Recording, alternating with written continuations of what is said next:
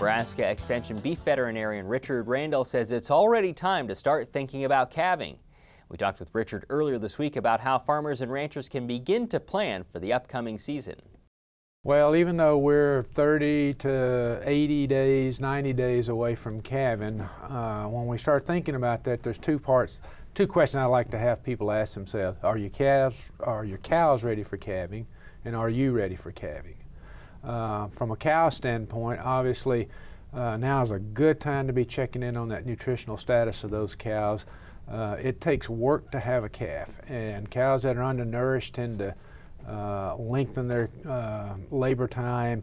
Calves tend to be weaker and all of those types of things. So good body condition at this point, or if they're thin, bumping that nutrition between now and calving is an important part of that. What specific score would you like them to be in, or what health status would you like them to be in before calving? We generally talk about adult mature cows being in a body condition score of 5 on a 1 to 9 scale at calving time. Heifers a little extra condition because they're going to need that. They're still growing.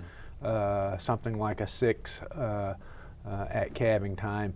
I think it's just as important that those cows are all on a positive plane of nutrition at calving time. So they might be a little under condition, but if they're in a gaining phase, then that tends to counteract some problems that we see.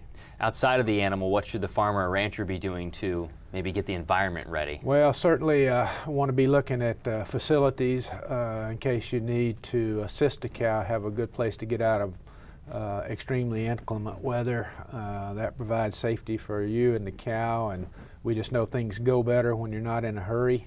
It's a good idea to go through all of your obstetrical equipment, make sure that it's working properly, clean and ready. In fact, we often suggest that you basically put a kit together that's in a toolbox or what have you that has obstetrical chains or handles, and the types of things that you'd expect that you'd need during assisting a cow, and having all that ready to go. You said a warm box is something that people might want to consider in situations where it's either colder or wetter? Yeah, certainly, you know, if we're in about an extremely cold weather, those calves, they have brown fat like most infants that is there to help them, but that's for a short period of time, and so we can run into problems with frostbite or getting those calves chilled, and when they do that, then they're slow to nurse and take colostrum and absorb colostrum and all those things. So especially when that weather's really bad and you have that calf there, you need to make sure he gets dry and warm as quickly as possible. This week was not a pleasant week to be outside. If there's sustained cold, we touched on this last year, but if there's sustained cold, what relationship can that have to the calf during the process? Yeah, it's been kind of interesting. Over the years, they talked about, and there is some work that shows that during extended bouts of extreme cold weather, calves tend to be a little bit larger when they're born.